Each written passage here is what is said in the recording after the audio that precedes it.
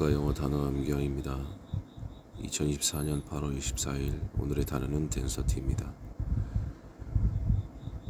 density는 물리학에서 자주 사용되는 단어로 물체의 질량을 그것의 최적으로 나눈 값을 가리킵니다. 즉 물체가 차지하는 공간에 그 물체의 물질이 얼마나 많이 있는지를 측정합니다. 예를 들어 같은 부피의 두 물체가 있다고 생각해 봅시다.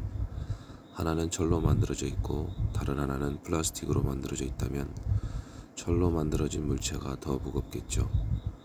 그 이유는 철이 플라스틱보다 밀도가 높기 때문입니다. 밀도는 다양한 상황에서 사용됩니다. 각종 재료의 특성을 파악하거나 물질 간의 비교, 특정 현상의 이유를 설명할 때 등이죠. 예를 들어 물 위에 떠있는 기름은 기름이 물보다 밀도가 낮기 때문입니다. 자, 밀도 계산법은 매우 간단합니다.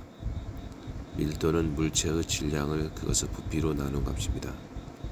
이는 공식으로 D는 V분의 M으로 표현되며 여기서 D는 밀도, M은 질량, 매스, V는 부피, 볼륨을 나타냅니다.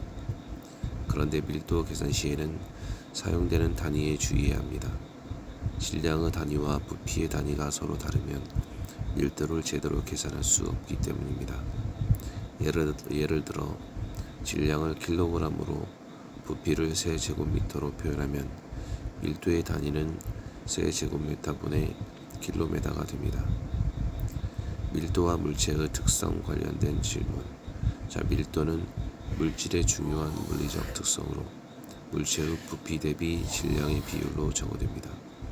반별되는 물질들은 그들의 밀도에 따라 다르게 행동할 수 있습니다. 부피가 일정할 때 한 물체의 밀도가 클수록 그 물체의 질량은 큽니다.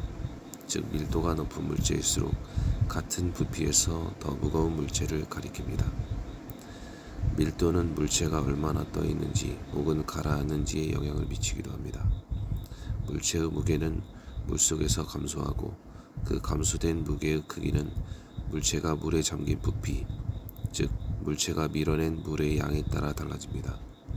이러한 원리로 물체의 밀도가 물보다 작으면 물체는 물 위에 뜨게 되고 밀도가 물보다 크면 가라앉게 됩니다.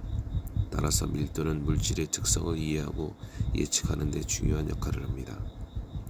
밀도와 부피의 상관관계. 밀도와 부피의 상관관계를 이해하려면 먼저 밀도의 정의부터 알아야 합니다. 밀도는 질량을 부피로 나눈 값입니다. 이를 수식으로 표현하면 D는 V분의 M. 자, 위에서 했으니까 이건 넘어가고요. 밀도와 부피의 상관관계를 이해하는 핵심은 밀도는 부피에 대한 질량의 측정치라는 점입니다. 즉 동일한 물질의 경우 부피가 늘어나면 질량도 같은 비율로 늘어나기 때문에 밀도는 일정하게 유지됩니다. 같은 물질이라면 그것이 얼마나 큰지 작은지에 관계없이 밀도는 같습니다. 다만 다른 물질이나 상태에 따라서는 이 상관관계가 달라집니다.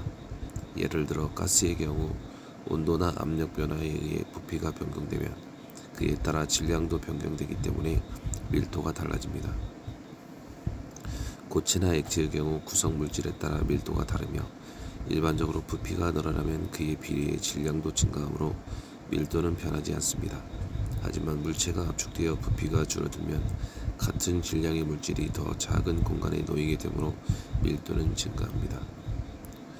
오늘은 density라는 단어의 뜻과 그 개념에 대해서 알아봤습니다. 즐거운 하루 되시길 바랍니다. 더 유용한 정보를 계속 듣기를 원하시면 구독과 좋아요 잊지 마시고 눌러주세요. 감사합니다.